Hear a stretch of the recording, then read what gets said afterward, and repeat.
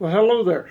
This is Mel from the Bluegill Bug Shop, and a little surprise here. I'm going to sit down here and try to do a reasonable video for a few folks who've shown some interest on some bass popper bugs that I have been showing on the group site, and they're tied with a buggy popper dubbing that we sell on the shop. Um, Comes in a bunch of different colors, but tonight I'm going to do this one with chartreuse and also with a white, and we're going to use them in combination so that our bug turns out to be white and chartreuse. And this is a unique dubbing, the one that I've had for a while and really played with and really like, and it's been quite successful in tying some bass poppers, and we'll be tying it tonight on a size 4, and this size 4 is a Kumoto size 4 stinger hook.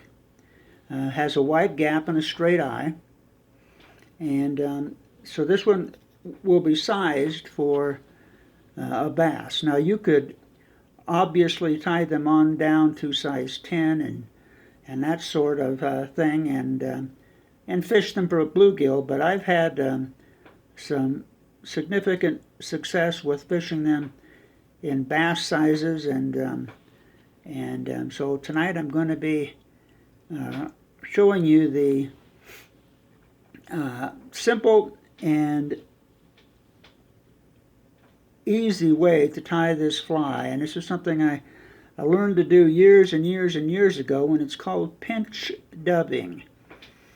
And I don't know how many of you are familiar with it. Some of you may be, and you may be better at it than me, but we're going to go ahead and get started here, and we're going to this is not a particular chartreuse and white one, but this is one I posted earlier on the group, and as you can see, this is called a bumblebug, and this is in black and yellow, and you can see all the neat fibers, and this particular dubbing that we're using, the buggy popper dubbing, comes loaded with a lot of very fine rubber legs that have been cut up and put in the dubbing, and then the dubbing is a synthetic dubbing that has a tendency to not sink, so it floats rather well. I always get the questions of, do those things float? Yes, they do, for certainly as long as you would need to be fishing them through a cast or a time on the water. It's not like a bobber where you throw it out there for an hour and let it set. It's going to take on a little water, but if you cast it out to your likely area and let it sit there for a bit and then fish it back or pick it up and cast it again, this stuff floats very well. And I would say it's not 100% waterproof, but it certainly will ride on the surface or very high in the surface film. So that's a promotion on the material. Let's tie it up, and I'll show you how easy this is. And it became a thing for me because I did not enjoy, let's put it that way, tying with deer hair. And there are guys who are wonderful at it, and they make beautiful bass bugs, and deer hair's hollow and it floats and all that good stuff. Well, it was one of the products that I tend to struggle with over the years, and so when I came across this floating dubbing and what I could do with it, again, I really kind of fell in love with it. So it's, again, hopefully some of you will learn something from this, and let's get going. I'm going to use a white thread. This is just an ultra thread in a 70 denier weight, And I'm going to start up right behind the eye of the hook, and we're going to lay a base of thread down our hook shank. We'll get that cut off there.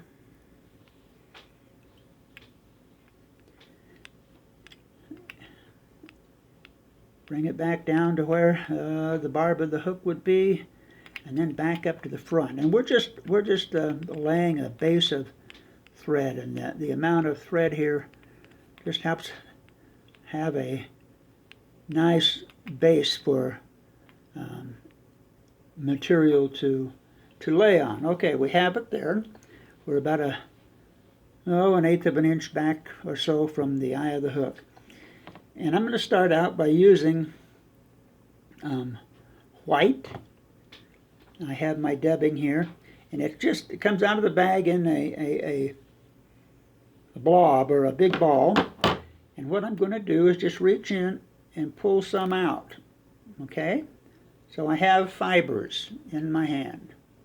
Okay, now what I'm going to be tying this in the butt end up by the eye of the hook, and then we're going to want the rest of it to come out the back as a tail material. And so we kind of measure it there, get it where we think's about right, and then we're going to cut it off, and we're just going to tie it in right behind the eye. Just pinch it down, and as you see, I'm just wrapping it over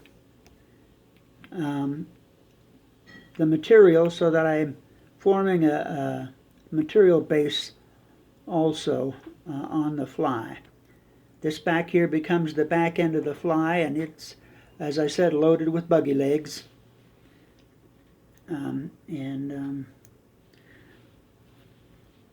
So we just tie it in, very similar to if you were tying in a marabou tail.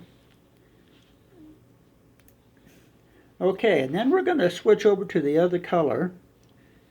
And this pinch method of dubbing is again, I learned it back in the 1980s, and we were tying mohair leeches.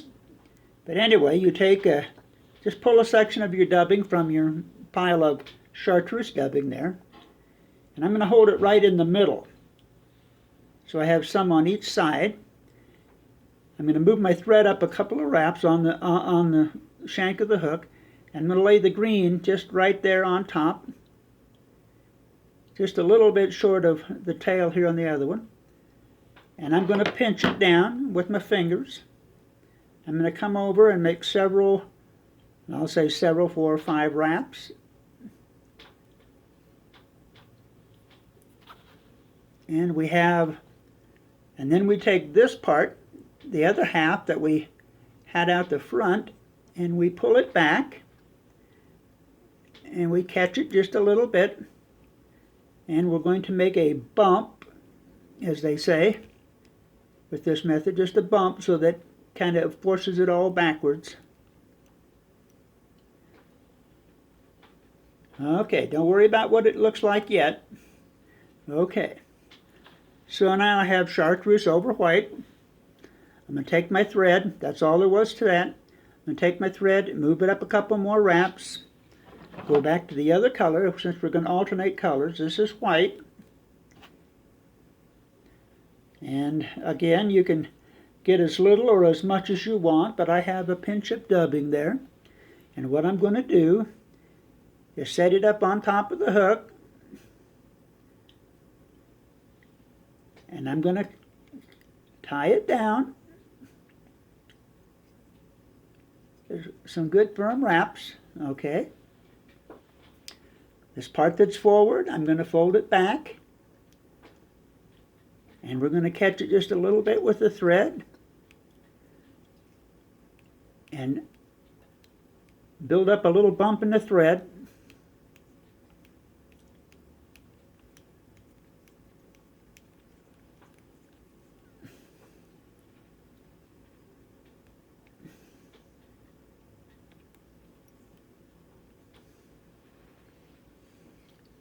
Get it all going rearward there. Like I said, it's gonna the material is gonna, the rubber legs, everything's going to jump out, so don't worry about it, because when we get done, we do all the trimming that we want to do, okay? So I move it up again, a couple of wraps on the shank, and I'm going to go back to the chartreuse.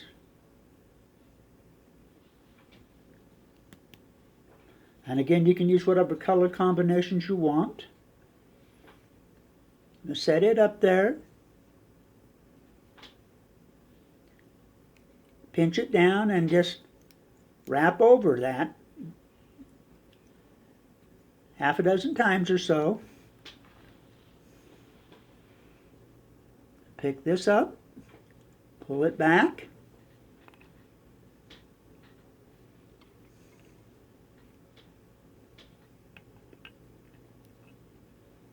So it's nice and tight, and then we're going to make another bump there. And that's just going over it with a thread several times. Move it up, and we're going to put one more on here, and we're going to come back with the white.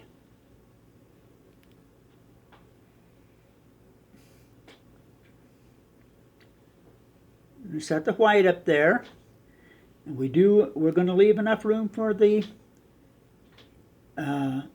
finished head here when we get done. Okay, I'm going to pull this white back. And we're going to start building up a significant head now with the thread, so that our hair is kind of forced to lay back.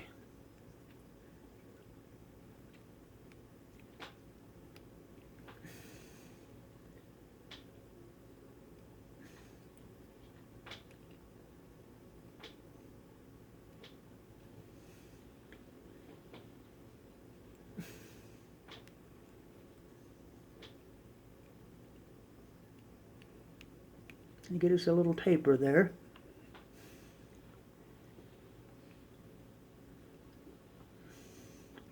So we have all of our material here now.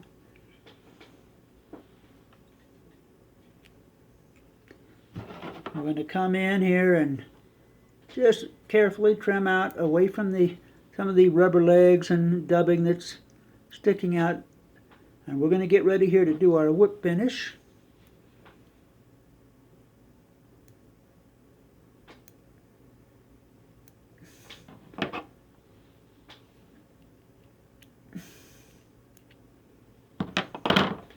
Okay, well, let's do a whip finish here. Finish him off.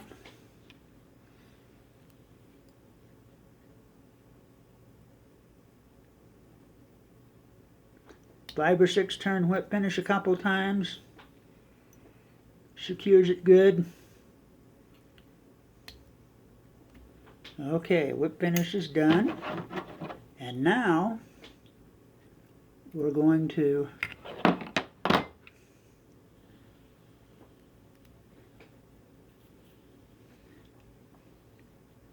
basically we're done with this pattern, and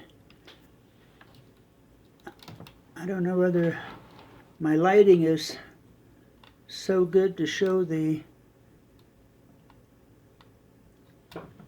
variation in the color there. It's kind of hard to tell. I can see that. So play with the light here for a minute. But anyway, so now what we're going to do, we have two things that we need to do. And because bass bugs or deer hair bugs are normally trimmed on the bottom, I'm going to turn the fly over, and I'm going to take my scissor and I'm just going to cut it flat so that there's a flat bottom on the bug.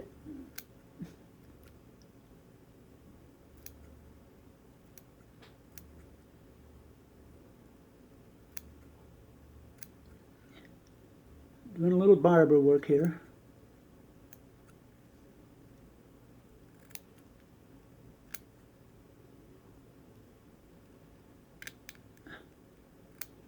Yeah. So you can see that we're flat on the bottom. We've got all this puffy material on top, and you can see the rubber legs here just sort of flopping around. That's what we like. Give it a little swimming action.